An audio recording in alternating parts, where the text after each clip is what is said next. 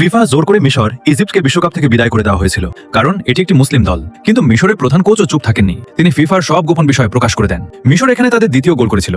তখন পর্যন্ত ফিফার প্রেসিডেন্টকেও বেশ চিন্তিত দেখা যাচ্ছিল, কিন্তু পরে একটি ফাউলের অজুহাতে সেই গোলটি বাতিল করে দেওয়া হয়। অন্যদিকে আর্জেন্টিনার তৃতীয় গোলের আগে মোহাম্মদ সালাহর সঙ্গেও প্রায় একই ধরনের ঘটনা ঘটেছিল, কিন্তু ভিএআর সেটি দেখারও প্রয়োজন মনে করেনি।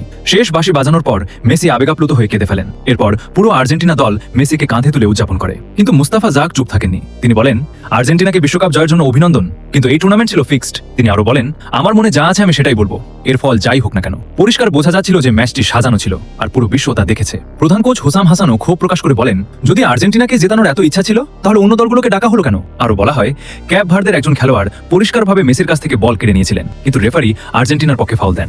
আবার আর্জেন্টিনার এক খেলোয়াড় বল কেড়ে নেওয়ার সময় প্রতিপক্ষকে হাতে স্পর্শ করলেও রেফারি খেলা চালিয়ে যাওয়ার নির্দেশ দেন। শেষ পর্যন্ত এর মানে কি? সোজাসুজি বললেই হয়, আর্জেন্টিনা ট্রফি নিয়ে যাও। ভিডিওটি যদি ভালো লেগে থাকে তাহলে লাইক, শেয়ার এবং ফলো করতে ভুলবেন না।